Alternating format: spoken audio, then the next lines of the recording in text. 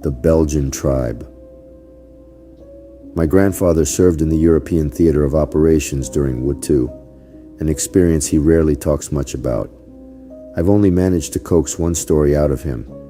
He and a low-ranking officer, Granddad was an enlisted man, were traveling by jeep somewhere in Belgium with a cache of much-needed ammunition. Taking a wrong turn on an unpaved road, they first became lost, then began to run low on fuel.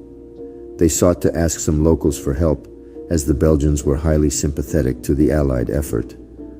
They spied a small hamlet made up of fewer than a dozen thatched huts and began walking towards it. They were met halfway by a group of 3 men dressed mostly in animal skins, all of whom spoke angrily in a language neither of them understood. Not French, not German, and certainly not English.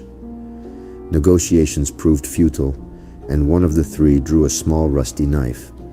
The lieutenant drew his .45 sidearm in return and killed the man when he rushed at them as if to attack. This act scared the other 2 off. Eventually they repaired the jeep themselves and found their way back to base by the next day. A report was filed, but not much made of it. The following winter, the lieutenant was killed in an artillery barrage, making my grandfather the only known living witness to the event. Now what's interesting is what reminded him of the story.